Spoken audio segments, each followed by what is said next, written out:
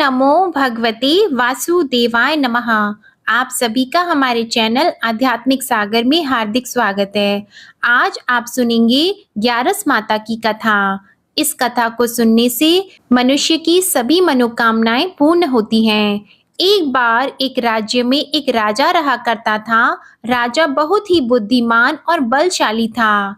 राजा सदा ही अपनी प्रजा का बहुत अच्छे से ध्यान रखता था। प्रजा भी राजा को बहुत पसंद करती थी। राजा की दो बेटियां थी। राजा अपनी दोनों बेटियों से बहुत प्रेम करता था। राजा की छोटी बेटी देखने में बहुत सुंदर और आकर्षित थी और राजा की बड़ी बेटी छोटी बेटी के मुकाबले थोड़ी कम सुंदर थी। राजा की छोटी बेटी माता की पूजा किया करती थी और सभी लोग राजा की छोटी बेटी से बहुत प्रेम करते थे और बहुत प्रशंसा किया करते थे। राजा भी अपनी छोटी बेटी को बड़ी बेटी से अधिक प्रेम करता था, जिसके कारण राजा की बड़ी बेटी को अपनी छोटी बहन से बहुत नफरत होने लगी थी। राजा की दोनों बेटियां जब बड़ी हो गई, तब एक पड़ोस के राज्य में रहने वाले राजकुमार राजा की बड़ी बेटी के लिए रिश्ता लेकर आया।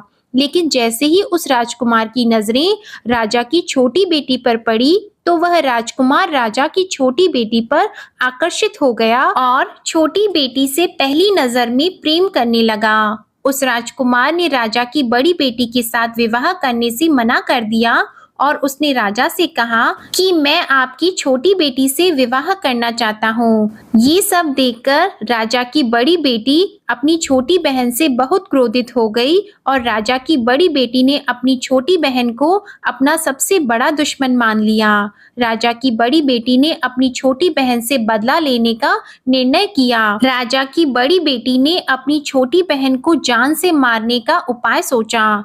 राजा की बड़ी बेटी ने अपनी छोटी बहन को मारने के लिए सबसे पहले एक लड्डू में जहर मिलाकर अपनी छोटी बहन को दे दिया और उसको लड्डू खाने के लिए कहा। लेकिन लड्डू खाने के बाद भी छोटी बहन को कुछ भी नहीं हुआ। बड़ी बहन ये देखकर बहुत आश्चर्यचकित हो गई, लेकिन बड़ी बहन ने हार नहीं मानी। जब उसकी छोटी बहन रात में कमरे में सो रही थी, तब उसने एक मटके में सांप रखकर उसके कमरे में छोड़ दिया, लेकिन सांप भी छोटी बहन का कुछ नहीं कर पाया। जिसके बाद बड़ी बहन ने अपनी छोटी बहन से कहा कि चलो हम लोग कुएं में से पानी भर कर लाते हैं, जिसके लिए वह अपनी छोटी बहन को पानी भरने के बहाने कुएं के पास ले गई और उसने अपनी छोटी बहन को कुएं में धक्का दे दिया। लेकिन छोटी बहन को तब भी कुछ नहीं हुआ, क्योंकि हर बार ग्यारस माता उसकी रक्षा कर रही थी और उधर बड़ी बहन अपने सारे प्रयास के बाद भी असफल हो रही थी, जिससे वह बहुत क्रोधित हो गई और फिर उसने अपनी छोटी बहन के पास जाकर उससे प्रश्न किया कि मेरी छोटी बहन, क्या तुमको पता है कि भगवान ने सबको मृत्यु एक निश्चित समय पर लिखी हुई है और कैसे तुम्हारी या मेरी मृत्यु होगी, क्या ये तुम जानती हो? तब छोटी बहन ने अपनी बड़ी बहन को बताया कि हाँ दीदी, मैं तो जानती हूँ मेरी मृत्यु कैसे होगी। छोटी बहन से ये सब बातें सुनकर बड़ी बहन मन ही मन बहुत प्रसन्न होने लगी और उसने अपनी छोटी बहन से कहा कि तो मुझे अपनी मृत्यु का राज बताओ। तब छोटी बहन ने अपनी बड़ी बहन से कहा कि मेरी मृत्यु तो एक तोते में है। जो तोते के गले में एक हार है, उससे मेरी मृत्यु होगी। जब तक कोई भी व्यक्ति तोते को मारकर उस हार को अपने गले में पहनेगा, तो मैं मूर्छित हो जाऊंगी और जैसे ही उस हार को अपने गले से उतारेगा, तो मैं वापस से जीवित हो जाऊंगी। अपनी छोटी बहन की मृत्यु का राज जानकर बड़ी बहन बहुत खुश हुई और उसने अपनी छोटी बहन को मारने के लिए उसके पालतू तोते को ढूंढना शुरू कर दिया।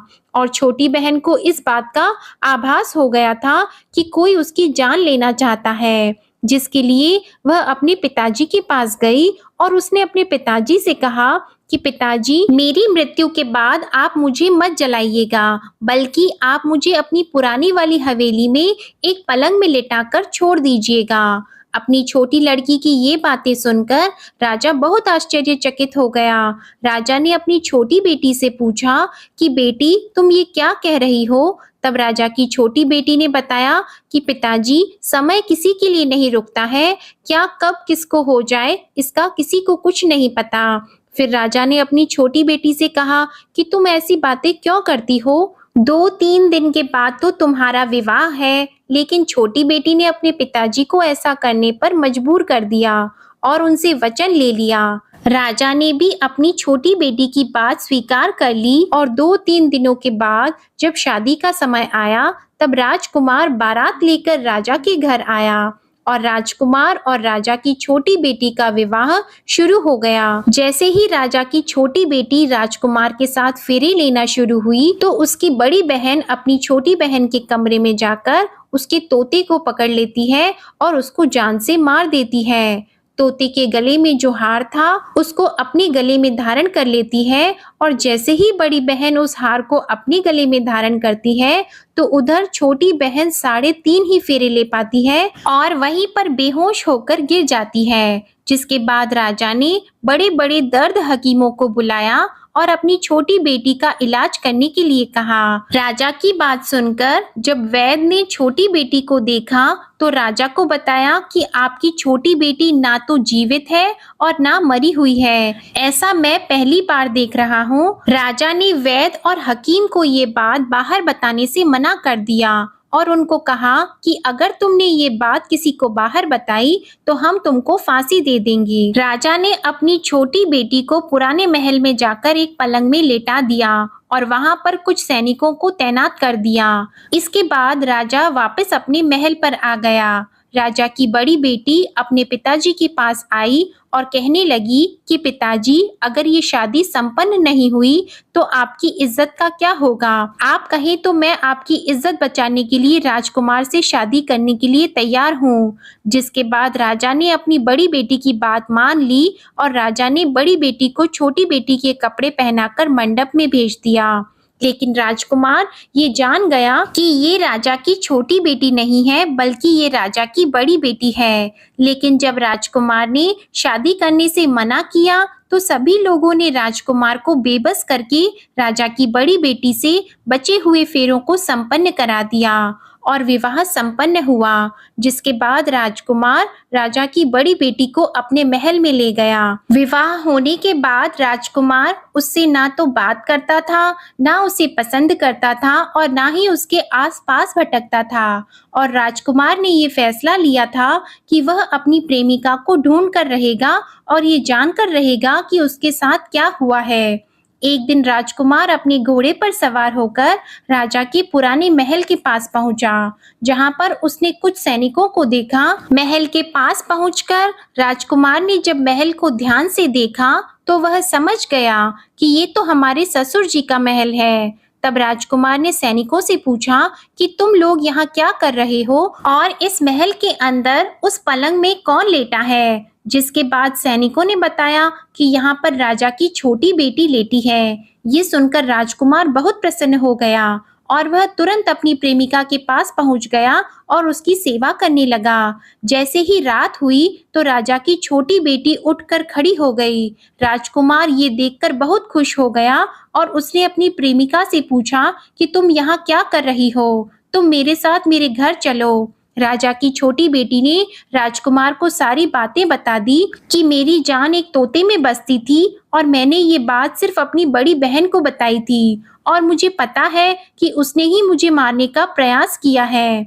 उसके पास एक हार है जिसको वह सुबह पहन लेती है और रात को उतार देती है। जब तक वो हार को पहन कर रखती है, तब तक मैं मूर्छित रहती हूँ और जैसे ही वो हार को उतार देती है तो मैं जीवित हो जाती हूँ। और जब तक मेरी बड़ी बहन के पास वो हार रहेगा, तब तक मैं ऐसे ही जीवित और मूर्छित होती रहूंगी। अगर मेरी बड़ी बहन के पास जो हार है वो मेरे हाथ लग जाए तो मैं हमेशा के लिए जीवित हो जाऊंगी। राजकुमार ये सब बातें सुनकर राजा की छोटी बेटी के पास रहने का निर्णय ले लेता है और उसने अपने बचे हुए सारे फेरे उस पलंग में लेटी हुई राजकुमार की छोटी बेटी के साथ ले लिए और अपना विवाह पूर्ण कर लिया और वहीं पर वो रहने लगा। देखते ही देखते कुछ समय में राजा की छोटी बेटी और राजकुमार की पत्नी गर्भवती हो गई।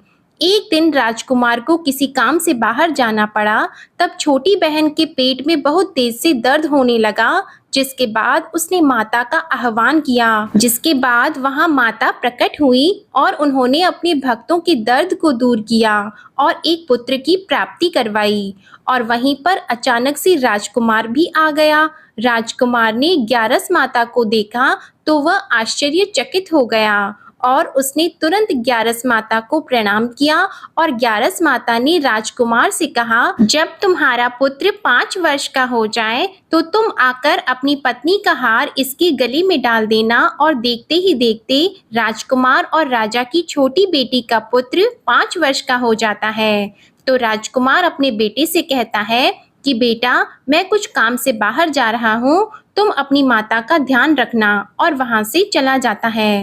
राजा को बाहर निकलता देखकर बड़ी बहन के सैनिक देख लेते हैं और बड़ी बहन को जाकर सारी बातें बता देते हैं। जिसके बाद बड़ी बहन अपनी छोटी बहन के पुत्र को वहां से उठवा लेती है और उसको मरवा देती है। छोटी बेटी के पुत्र के 2 टुकड़े करवा देती है।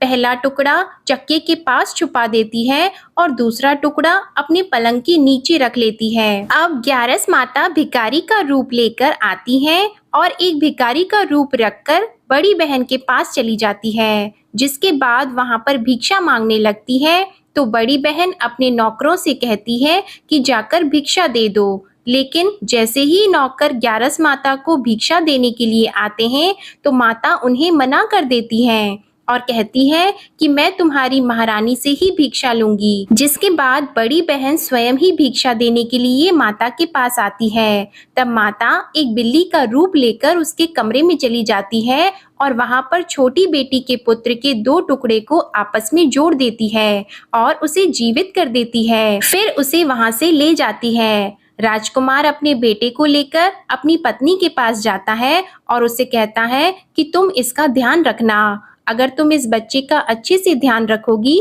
तो मैं तुमसे बात करूंगा।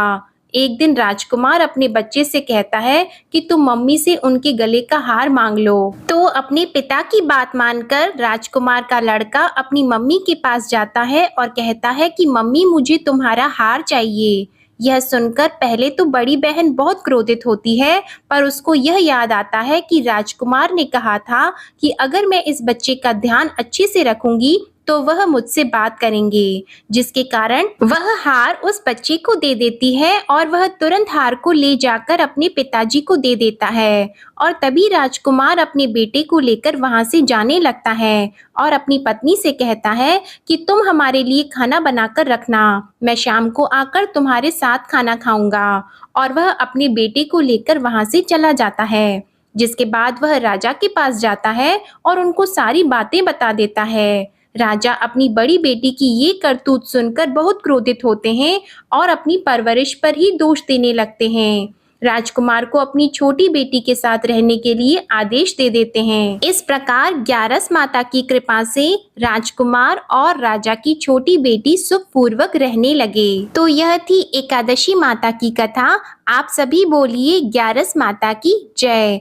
आपको यह कथा अच्छी लगी हो तो हमारे वीडियो को लाइक करें और चैनल को भी सब्सक्राइब करें। आशा करती हूँ कि आप सभी का एकादशी का व्रत सफल हो और ग्यारस माता की कृपा आप पर और आपके पूरे परिवार पर सदा बनी रहे। धन्यवाद।